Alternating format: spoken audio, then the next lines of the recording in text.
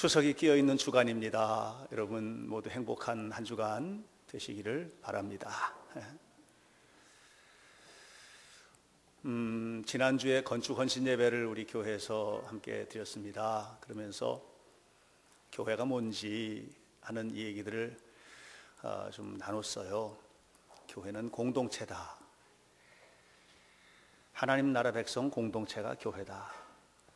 그런데 이 공동체가 공동체답게 잘 자라나는 공간이 이 집이다, 이 건물이다. 그래서 공동체를 아끼는 만큼 우리가 이 보이는 건물로서의 교회를 잘 보존하고 또 세워가는 것도 매우 중요하다는 그런 얘기를 드렸습니다. 종교개혁자 마틴 루터가 이런 얘기를 했어요. 세상 사람들이 교회를 바라볼 때 눈앞에 펼쳐진 것을 봄으로써 보이지 않는 것을 보게 된다. 그런 얘기를 했어요. 눈앞에 펼쳐진 것을 봄으로써 진짜 교회를 발견하는 거예요. 다시 바꿔 말하면 저 믿지 않는 사람들이 그 사람들이 하나님을 만난 사람들 아니죠. 진정한 신앙이 뭔지 잘 모르죠. 뭘 보고 알아요? 눈앞에 펼쳐진 것, 건물, 또 눈앞에 펼쳐진 것, 여러분들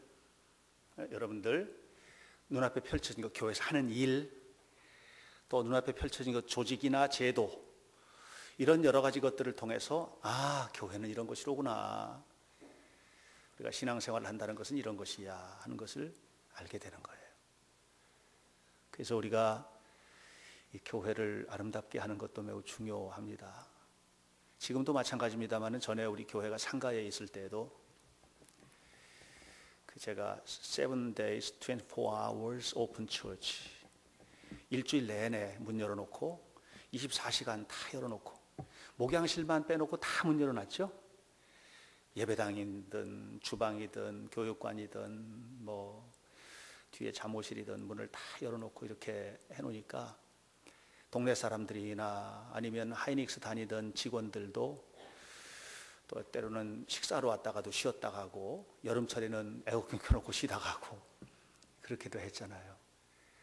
근데 그 지나고 보니까 이 나중에 들리는 얘기가 참 교회라는 거는 이런 건 것 같다 하는 그런 얘기를 제가 많이 들었거든요. 눈앞에 보여지는 것을 통해서 보이지 않는 진정한 교회가 뭔지를 발견하게 되는 거예요. 그래서 저는 우리 교회가 정말 헌신한다는 건 뭐냐? 지난주에 이제 현대교회 세우기, 오늘 세우기 2탄 뭐 이렇게 이제 제목을 그렇게 잡았는데, 교회를 세운다는 것은 눈에 보이지 않는 공동체를 아름답게 세우는 것도 중요하지만 눈에 보이는 우리 조직들, 눈에 보이는 성도 한 사람 한 사람의 삶의 모습들, 또 눈에 보이는 이 교회를 어떻게 하나님께서 기뻐하시게끔 잘 활용할 거냐라고 하는 것도 교회를 세워가는 데 있어서는 너무 중요한 일이어서요. 그래서 여러분들이 이런 일들을 잘 감당해 주셔야만 할 줄로 믿습니다. 우리 교회 주보를 만들 때 이제 그 중에서 이제 성경 이야기를 제가 쓰고 있는데, 이제 구약 이야기해서 주보에 있죠. 지금 3주 4주째 드보라 이야기를 계속해서 제가 지금 기록을 하고 있어요. 오늘 드보라 이야기를 마무리하면서 그 제목을 현대교회의 드보라는 누구입니까? 이렇게 제목을 달았는데, 그 내용 중에 그런 얘기를 제가 썼어요. 기독교는 뭐냐? 움직임이다. 기독교는 움직임이다. 운동성을 가지고 있다. 기독교는. 처음에 하나님 나라가 세워져가는 과정에서 출애굽 운동, 움직임이죠. 이동을 하잖아요. 이렇게 가나안 정복 운동, 야훼 운동, 종교 개혁 운동, 이런 운동들이 이제 쭉 이렇게 이어져요. 운동성을 가지고 있다 이게. 그런데 그런 운동성을 가지고 있는 이유는 뭐냐? 하나님은 멈춰 계시는 정적인 하나님이 아니라 시간을 이끌고 가시고 역사를 이끌고 가시고 하늘에서 이 땅으로 오시고 이 땅의 모든 것을 다 들어서 하늘로 영광을 받아 올리시고 이런 모든 움직임 속에 하나님 역사가 있거든요. 그래서 신앙인은 움직임이 강해야 돼요. 움직임이. 그런데 강력한 움직임과 동시에 반드시 있어야 될 게 있어요. 내적으로 이 안에 또는 삶 속에 평화가 가득해야 돼요. 하나님의 평화가 충만해져야 돼요. 이게 매우 중요한 일이에요.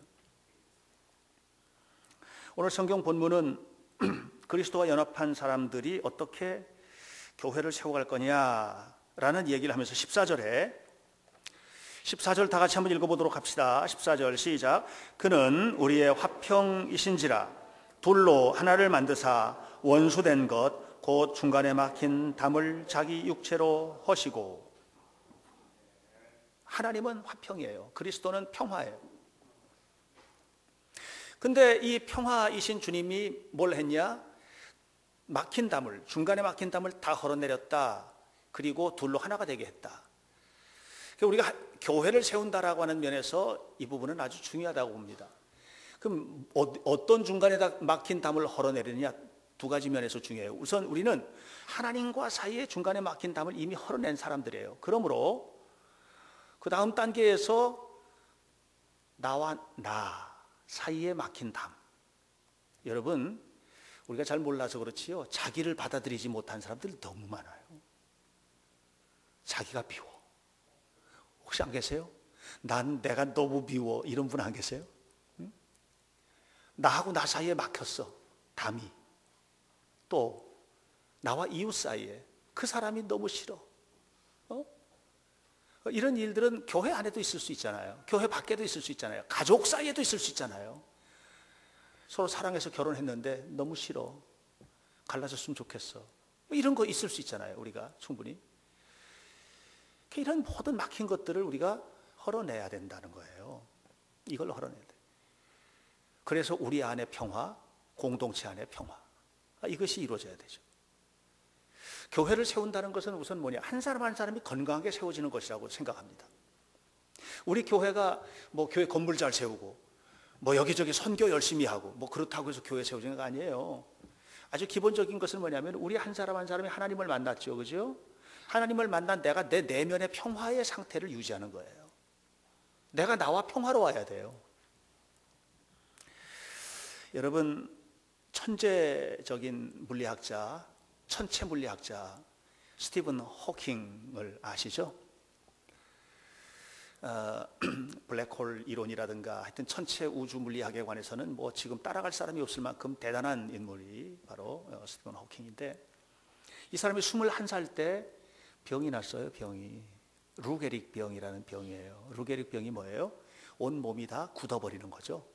꼬이죠. 이렇게 온 몸이 뒤틀려 꼬이죠. 굳어버리죠. 이 병이에요. 의사는 5년 산다고 그랬어요. 5년. 얼마나 절망했을까요? 이 젊은 학자가. 이 사람이 옥스퍼드에서 물리학을 전공을 하고 수학, 물리학, 기초과학을 전공하고 나중에 이제 캠브리지에서 교수 활동을 하고 뭐 이런 여러 가지 활동을 하게 되는데, 이 정말 장래가 창창한 그런 젊은이가 얼마나 절망했겠어요. 그런데 이 스티븐 호킹이 써낸 글 중에서 자기 자서전적인 글들이 있어요. 한번 좀 사보시면 참 좋은데, 그래서 무슨 얘기를 하느냐 하면 어느 날 딱 생각을 하는 게 5년을 살아도 내 평생을 사는 거고 10년을 살아도 내 평생을 사는 거고 50년을 살아도 내 평생을 사는 거라는 깨달음이 온 거예요. 하나님의 은혜죠. 그래서 하루하루를 최선을 다해서 충실하게 살아야 되겠다. 충실하게 살아야 되겠다. 그 생각을 한 거예요. 망한 사람도 하루를 사는 거고요. 여러분, 무슨 일들이 잘 되는 사람도 하루를 사는 거예요. 그 다음 날은 아직 안 왔잖아요. 그래서 매 순간마다 자기에게 주어진 시간에 어떻게 최선을 다하느냐라고 하는 것, 절망에 앞서서 그런 마음을 가지고 살아가는 사람이 인생을 멋지게 만드는 거거든요. 이 사람이 그렇게 했어요. 얼마나 많은 논문을 썼습니까? 얼마나 많은 책을 썼습니까? 그가 쓴 책 가운데에 그 시간의 역사라는 책은요, 세계에서 제일 많이 팔린 책이 뭐예요? 성경, 바이블이죠. 그죠? 두 번째로 많이 팔린 책이 뭘까요? 셰익스피어 희곡들입니다. 셰익스피어 희곡들 다 이렇게 덩어리로 엄청나게 팔렸죠. 그 다음에 팔린 책이 뭘까요? 시간의 역사라는 책이에요. 제가 어디 보니까 전 세계 인류의 750명당 한 권씩을 샀대요. 그러니 얼마나 많이 팔렸어요. 예. 엄청나게 많이 팔린 책이에요. 시간의 역사. 재미있게 돼 있어요. 애들도 읽으면 쉽게 읽을 수 있게끔. 아니요, 안 쉬워요. 예. 그런데 그래도 쉽게 돼 있는 그런 책이에요. 사보시면 좋을 것 같아요. 사람들이 그에게 당신은 위대한 업적을 남겼다. 위대한 업적을 남겼다. 그랬더니 그가 말합니다. 자 보세요. 21살에 죽겠다고 했는데 21살에 5년밖에 못 살겠다고 했는데 지금 이분이 70이 넘어서 살아계시거든요. 70이 넘었어요. 살아계십니다. 그분이 한 얘기예요. 뭐라고 그랬냐면 이렇게 얘기를 했어요. 내가 남긴 최고의 업적은 뭐냐? 그건 다른 게 아닙니다. 내가 여전히 지금 살아있다는 것, 그리고 평화 가운데 있다는 것, 그리고 나는 나를 사랑하고 있다는 것. 그게 자기가 남긴 업적 중에 제일 큰 거라는 거예요. 보세요. 스티븐 호킹은요, 온몸이 다 굳었습니다. 움직이는 거 딱 두 가지인데 손가락 두 개. 손가락 두 개밖에 못 움직입니다. 그리고 얼굴 근육, 이렇게 얼굴 근육을 이렇게 찡긋찡긋하는 정도. 그러고 나서는 모든 것이 정지됐어요. 온몸이 하나도 움직일 수 있는 게 없어요. 여러분, 그런 상황이라면 행복하시겠어요? 사랑할 수 있어요?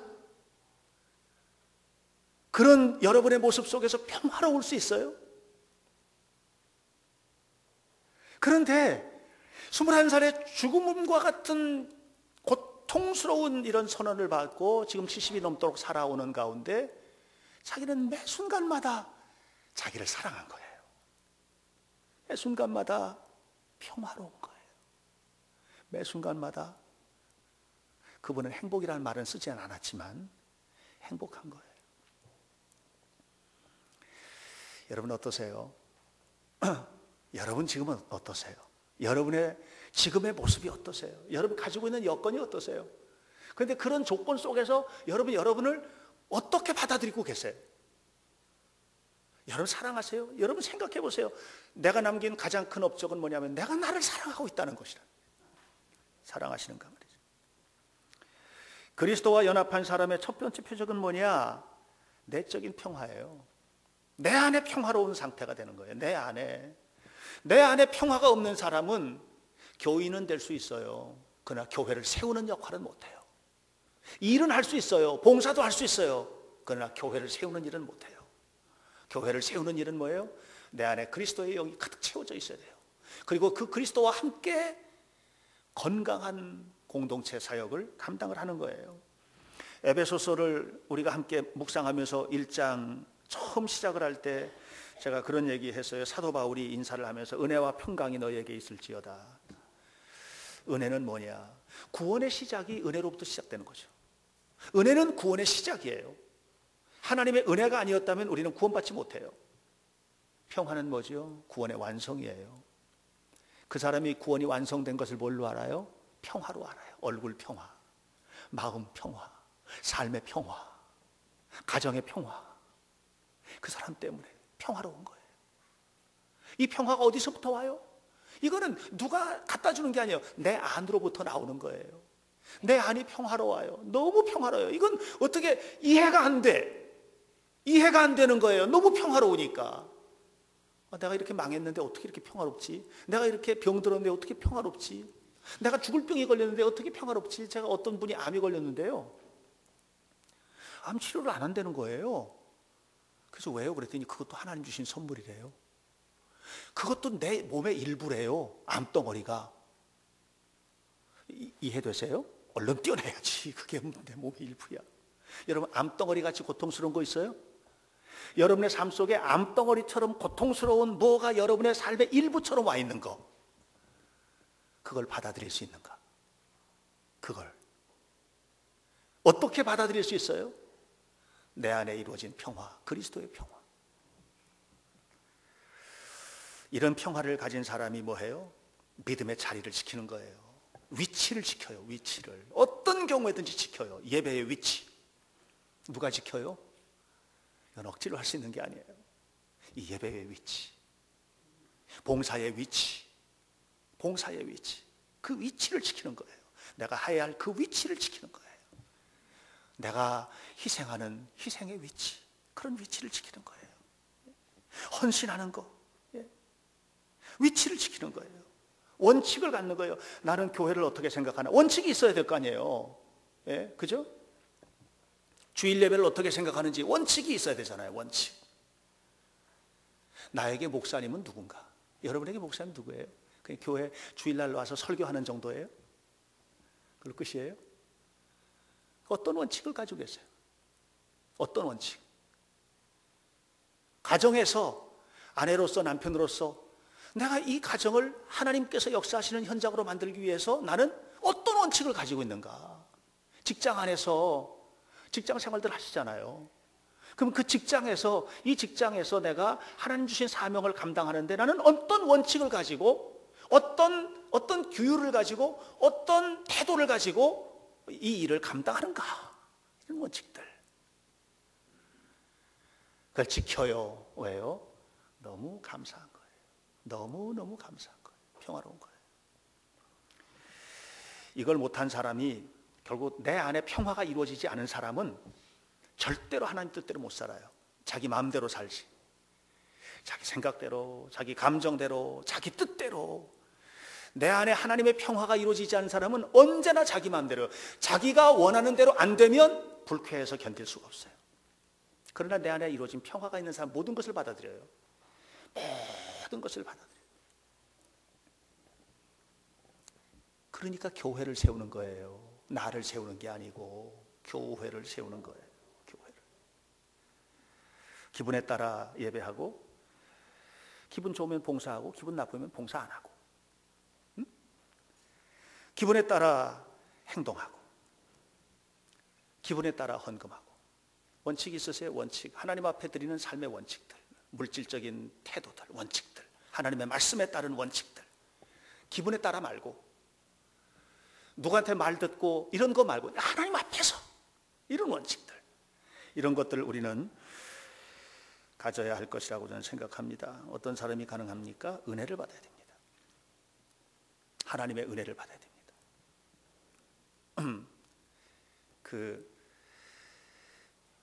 제가 알고 있는 우리 김대인 장로님하고도 잘 아는 분 가운데 한 분이, 어떤 권사님이 한 분 계세요. 유호찬 권사라고. 지금 상해에 가서 엘리베이터에서 상해지사에서 근무를 하고 계신데 굉장히 유능하고 똑똑한 분이에요. 전에 제가 얘기 들은 적이 있어요. 그분한테도, 장로님한테도 얘기 들은 적이 있지만, 어렸을 때 너무 싫었대요, 아버지가. 하여튼 뭐만 생기면 교회 갖다 주니까, 뭐만 생기면 목사님 갖다 주고, 교회 건축을 하는데 집을 팔아서 전세로 가고, 전세를 팔아서 월세로 가고, 그걸 전부 다 건축원금 갖다 바치고. 그러니까 뭐 그냥 이게 도대체 어린 입장에서는 그게 이해가 안 되는 거죠. 이해가. 뭐 이렇게까지 해야 되는가? 근데 아버지는 손을 꼭 잡고 기도를 한대요. 호찬아, 너는 이 다음에 너를 괴롭힐 사람이 아무도 없을 것이다. 아버지가 이렇게 하나님 앞에 헌신하고 있으니까. 너를 괴롭히는 사람이 있으면 하나님께서 그를 용서하지 않을 거다. 지금 그 자손들이 말이죠, 그 자손들이 너무 다 잘 됐대요. 너무나 다. 그때는 이해를 못했는데 지금은 그때 아버지가 그렇게 해준 것에 대해서 고마운 마음을 가지고 있는 거예요. 근데 아버지가 어떻게 그게 가능했을까요? 은혜를 받으니까, 성령의 역사 속에 있으니까. 내 마음이 평화로운 거예요. 하나님 앞에 서서 나는 언제나 원칙이 있다. 그건 뭐냐면 하나님이 먼저고, 교회가 먼저고, 하나님의 영광이 먼저다 라고 하는, 그 자손들이 지금 뭐 아들 딸들 많은데 하나같이 다 훌륭하게 되고, 경제적으로든 사회적으로든 그런 인물이 됐다는 얘기를 제가 들었어요. 사랑하는 성도 여러분, 교회는 어떤 사람이 세우느냐 하면 내 마음에 하나님의 평화가 있는 사람이 세우는 거예요. 어떤 사람이 집을 행복하게 만드느냐?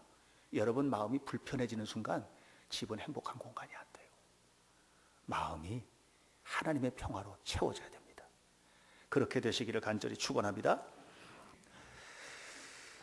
두 번째로는요, 사람 사이의 화해를 잘해야 돼요. 사람과의 관계 속에서 화해가 잘 이루어져야 돼요. 내 마음을 그리스도의 평화로 채운 사람은 내가 평화로운데 누구와 다투겠어요? 그 사람하고도 잘 지내게 돼 있는 거예요. 보편적으로 잘 지내는 거예요. 잘 지내셔야 됩니다. 잘 지내시기를 바라요. 잘 지내시길 바랍니다. 예수님 가시는 곳마다 다투셨어요? 안 하셨죠? 가는 곳마다 살려내시고 일으켜주시고 화해하시고 평화를 주시고 예수님께서 하셨거든요. 그러니까 우리도 주님을 마음속에 간직한 사람은 가는 곳마다 그런 일을 하는 거예요. 가는 곳마다. 여러분 좋은 흔적들을 남기시길 바랍니다. 아름다운 흔적들을 남기셔야 된단 말이죠. 예수님 십자가에 죽기 전에 마지막 하셨던 얘기가 뭐예요? 자기를 못 박아 죽이는 사람들을 향해서 주여 저들을 용서해 주세요 그랬죠?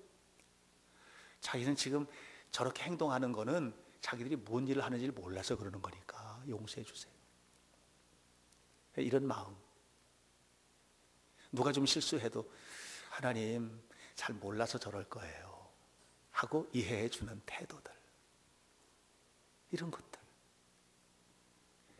여러분 그 티벳이 중국에 의해서 정복을 당했지 않습니까? 중국이 이제 티벳을 삼켰어요.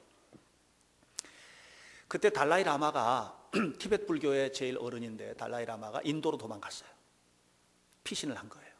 그런데 달라이 라마와 아주 가깝게 지내던 스님 한 분이 잡혔어요. 18년간 고문, 옥살이, 모진 세월을 살았어요. 20년 만에 만난 겁니다. 둘이.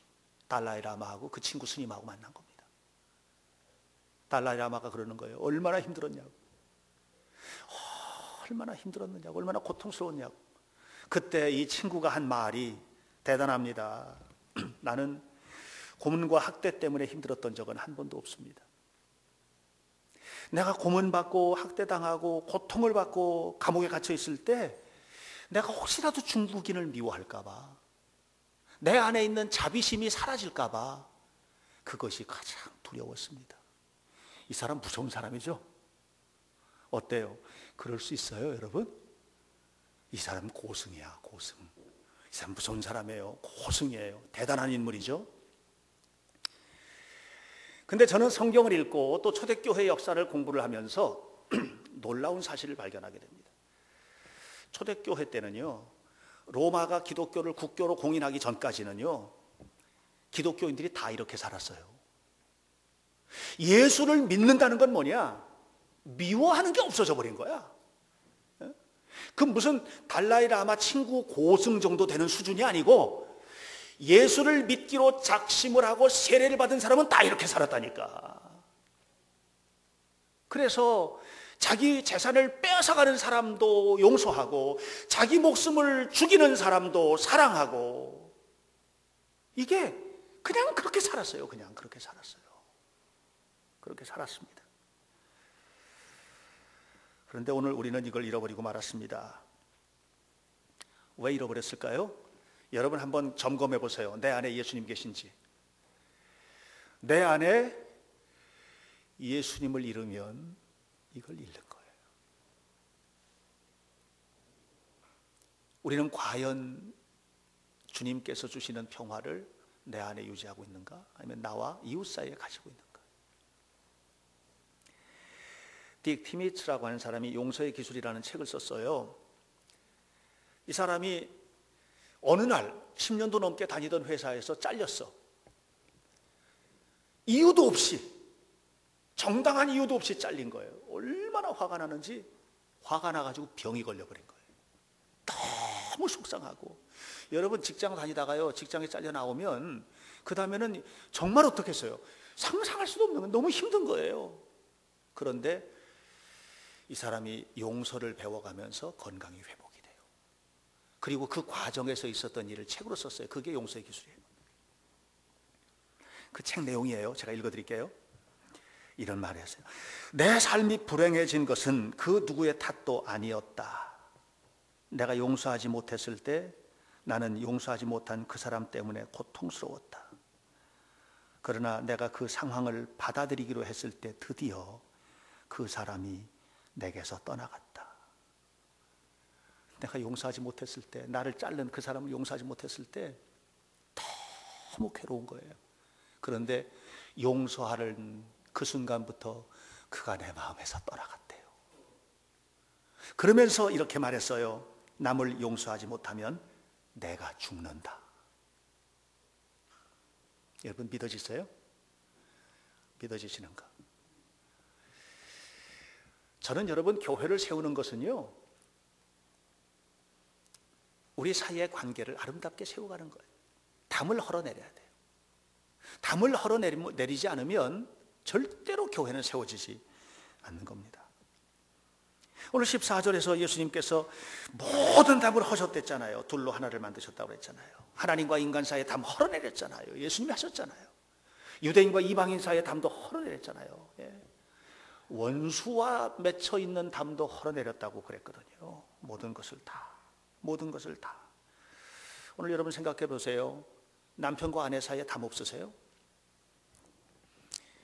여러분 부모와 자식 사이에 담 없으세요 혹시? 어떠십니까?